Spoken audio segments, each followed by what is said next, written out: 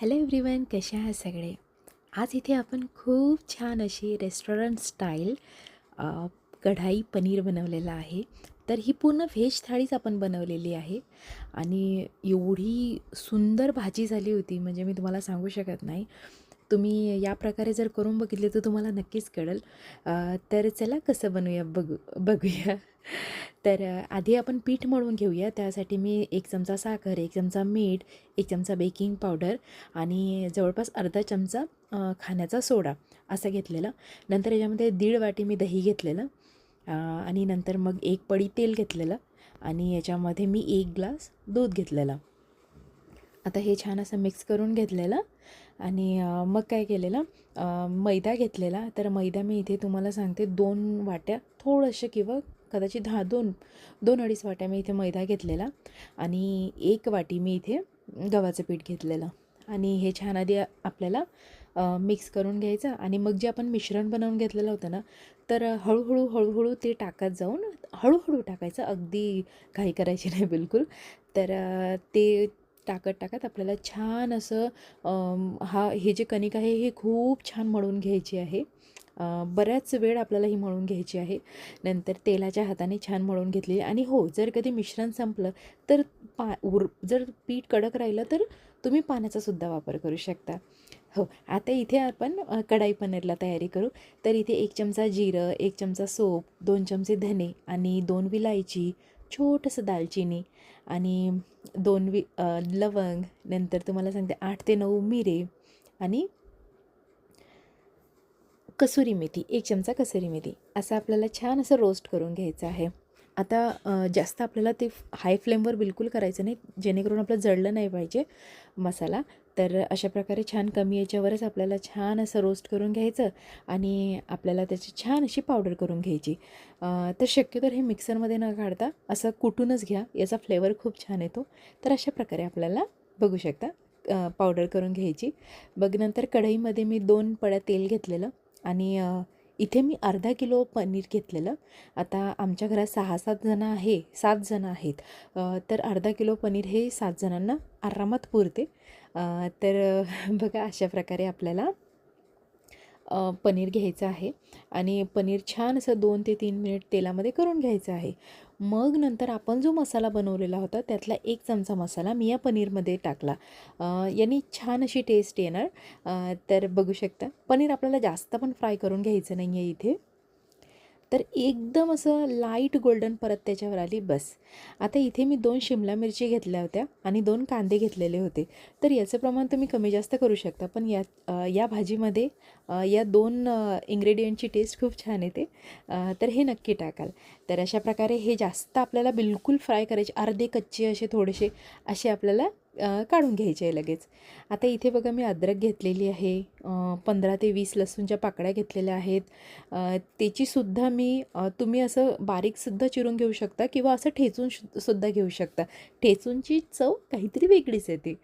तर आता बघा इथे काय केलेलं, मी 3 पळ्या तेल घेतलेलं आणि 2 पळ्या तूप घेतलेलं आणि त्याच्यामध्ये जिरं टाकलेलं, नंतर तुम्हाला सांगते तेजपत्ते टाकलेले आणि आता इथे काय केलेलं, मी 4 कांदे घेतलेले होते, छान बारीक कापून घेतलेले. याच्यामध्ये प्युरी न टाकता आपण छान बारीक चिरलेले कांदेच टाकायचे असतात. तर अशा प्रकारे आपल्याला छान असा कांदा परतून घ्यायचा आहे आणि मग थोडासा मऊसर कांदा झाला की आपल्याला आपण कुटून घेतलेलं अद्रक लसूणची पेस्टसुद्धा याच्यामध्ये टाकायची आहे. तर बघा आता हे थोडंसं झालं, त्याला पण आधी थोडं होऊ द्यायचं. मग नंतर मी अशा छान 4 मिरच्या कट करून घेतलेल्या आणि ते पण बघा असा थोडासा गोल्डन कलर बघू शकता, असा कलर येईल. तर अशा प्रकारे आपल्याला छान असं फ्राय करून घ्यायचं आहे. मग नंतर याच्यामध्ये अर्धा चमचा हळद. आता विदर्भ म्हणल्यावर ती भाजी झणझणीत नाही म्हणजे काही अर्थच नाही. तर इथे मी 4 चमचे तिखट टाकलेलं आहे. तिखट तुम्ही कमीसुद्धा करू शकता आणि जो आपण मसाला बनवलेला होता तो मसाला मी इथे टाकलेला आहे. आता तो पटकन करायचा आणि मग नंतर आपल्याला त्याच्यामध्ये पटकन पाणी टाकून घ्यायचं. पाणी टाकून झालं की लगेच आपल्याला मी इथे काय घेतलेले 2 टोमॅटो घेतलेले मीडियम साईजचे, अगदी बारीक चिरून घेतलेले. याच्यामध्ये प्युरी न टाकता मी बारीक चिरूनच टाकलेले आणि त्याची टेस्ट खूप छान येते. आणि मग नंतर तुम्हाला सांगते त्याच्यामध्ये 2 चमचे मीठ टाकलेले, नंतर घरची साय किंवा तुम्ही फ्रेश क्रीमसुद्धा यूज करू शकता. तर अशा प्रकारे ते पण छान मिक्स करून घेतलेला, मसाला होऊ दिलेला आणि मग नंतर मी याच्यामध्ये काय केलेलं, 1 ग्लास पाणी घेतलेलं. 1 ग्लास पाणी घेतलेलं आणि मसाला छान असा शिजवून घेतलेला. मसाल्याला तुम्ही तेल वर बघू शकता, तेल आलेलं आहे, छान सुटलेलं आहे. तर अशा प्रकारे मसाला झाला की मग आपण जे पनीर घेतलेलं होतं, जे आपण सगळं थोडं-थोडं तेलामध्ये करून घेतलेलं होतं ना, ते सगळं टाकून छान अशी भाजी आपली तयारच झालेली आहे. एक लास्ट राहिलेलं आहे ते तुम्हाला सांगते. तर आता काय झालेलं, याच्यामध्ये हे पाणी कमी पडलेलं, तर मी आणखी याच्यामध्ये 1 ग्लास पाणी टाकलेलं. पण मग 1 ग्लास पाणी झालं तर ते खूप पातळ दिसायला लागलं ना. मग काय केलेलं, 2 चमचे कॉर्नफ्लॉवरची स्लरी तयार केली, पाणी टाकून असं मिश्रण तयार केलेलं आणि ते याच्यामध्ये टाकून दिलेलं. आता तुम्ही भाजी बघू शकता. असली म्हणजे भाजी दिसायला जेवढी सुंदर दिसेल तेवढी चवीलाही खूप छान झालेली. तर तुम्ही ग्रेव्ही बघू शकता, ग्रेव्ही कसली दिसते आहे. आणि थोड्याशा मग मी 2-1 मिरच्या अशा छान उभ्या चिरलेल्या आणि कोथिंबीर टाकून घेतलेली. आता बघा भाजी तर आपली छान रेडी झालेली आहे. तर या भाजीसोबत साधी चपातीपेक्षा रोटी, नान असलंच काहीतरी छान वाटते आणि कधीतरी करायचं म्हणलं तर आपण हा कुटाणा करतोच. तर यासाठी जे आपण छान पीठ मळून घेतलेलं होतं त्याला जवळपास 1 तास लागला मुरायला छान, म्हणजे 1 तासाच्या वर लागला असेल. आता हे झालं, मग ह्या आपल्याला पोळ्या छान पोळीसारखे चपातीसारखे आपले लाटून घ्यायचे आहे आणि त्याच्या एका साईडला आपल्याला पाणी लावायचं आहे. पाणी लावलेली साईड आपल्याला तव्यावर टाकायची आहे. आता इथे काय झालेलं मला माहिती नाही की म्हणजे का माहिती नाही मला, मी जी मेथड मला माहिती आहे तीच केलेली. कदाचित हा नॉनस्टिक पॅन होता म्हणून असं झालं. तर अशा प्रकारे माझी ती जी चपाती आहे ती चिटकलीच नाही त्याला तव्याला.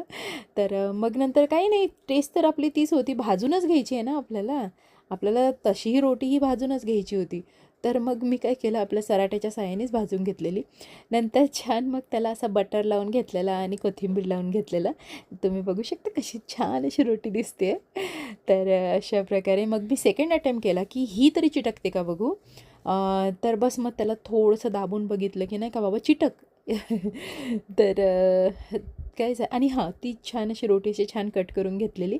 जसं आपल्याला नाही का असे एका टोकरीमध्ये येतात रोट्या कट केलेल्या, तसं मी ट्राय केलं आणि हो बघा सेकंड अटेम्प्ट पण फेल. पण नंतर पण मी स्वतःला मोटिवेट केलं की नाही आपली टेस्ट छान आहे ना, मग बस झालं. मग ते कशाप्रकारे पण मी माझी पद्धत कशी करू, फक्त मला टेस्ट द्यायची आहे लोकांना. तर अशा प्रकारे छान अशी रोटी करून घेतलेली ही पण आणि यालासुद्धा छान असं बटर लावून घेतलेलं आणि कोथिंबीर लावून घेतलेली. तर बघू शकता तुम्ही, दिसायला पण बघू शकता रोटी तुम्ही. तर अशा प्रकारे बघा. आता इथे बघा सगळं झालं, भाजी झाली, चपाती झाली, रोटी झाली. मग कांदा कसा आपला मागे राहणार ना. तर इथे बघा छान असं 4 कांदे घेतलेले, स्लाईस केलेले छान बारीक-बारीक.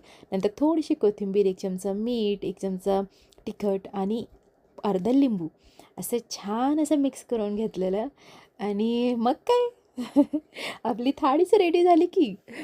तर बघू शकता किती हा कांदा असा पण बाकीच्या भाज्यांसोबत पण खायला खूप चविष्ट लागतो.